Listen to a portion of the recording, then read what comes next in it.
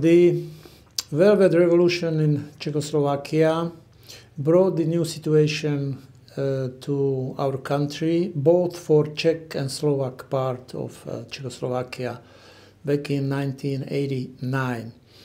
The open democratic society gave the opportunity for people to come up with the questions which were difficult for them to talk about or to resolve before. One of them was the criticism of Slovaks about the functioning of the common state of Czechoslovakia, and after many discussions it ended with the division of the country. It's necessary to say that the division or the divorce was very civilized, without any animosity, without any hatred, and the subsequent development of two independent states proved that both partners are living in peace and very friendly with the other partner, and it proved, despite some criticism about the form of how the country was divided, it proved beneficial for both Slovaks and Czechs. And I think that in that time, when we were witnessing the war in former Yugoslavia, this kind of approach to the important issue of the existence of a state in a civilized way, I think it was a very good, very sensible example for other parts of the world where they were addressing similar issues. I was the Czechoslovak ambassador in the United Nations, and many colleagues were speaking to me, appreciating what happened in Czechoslovakia and how it happened.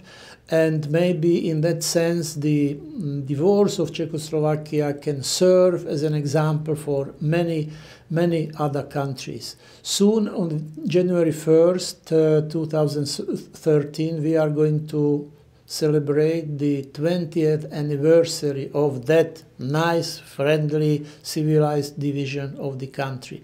And I still think that message from that division is still the same, that things, however emotional, however deeply interesting are for the people, however important for them, can be resolved in a normal, civilized way by political discussions, by negotiations, not resorting to any kind of force or violence.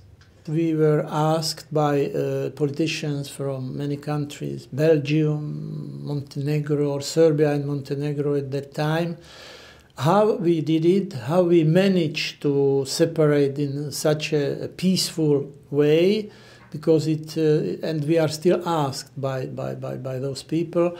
Now there is a new phenomena, or new strong phenomena, Scotland, or I don't think that they are asking about the example of Czechoslovakia, because it's, I think, new phenomena in the sense that those issues are so open now, so urgent, I would say, from the point of view of people living in those parts of the countries. And my advice, whether civilized divorce is better than bad marriage, would be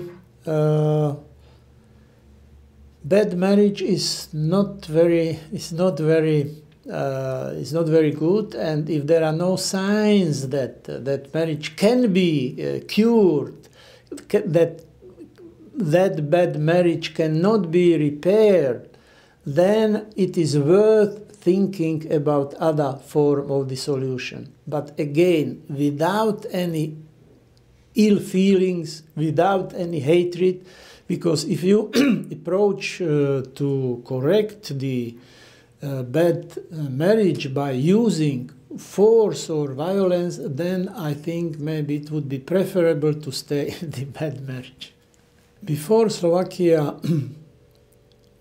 joined the European Union, and actually during the accession negotiations, Slovaks somehow instinctively felt that EU is a good thing for them.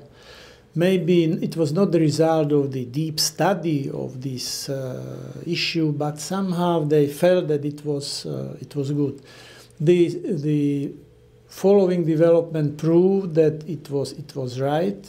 EU brought a lot of assistance for Slovakia, for many people, and that's why the confidence of Slovaks in the European Union is still very high.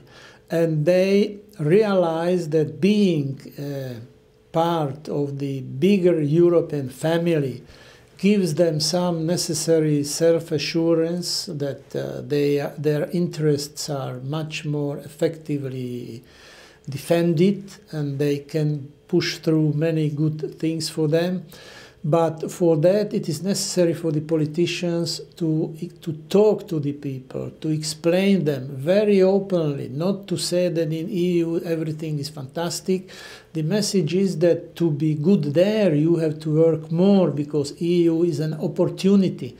And I think that's the way to educate the people, that's the way to wage very open dialogue with them, telling the truth about the situation in the European Union. That's very important. Not try to persuade them by giving any populistic, positive picture about the European Union. I think that is very important message in how you should explain the functioning of the European Union to the people.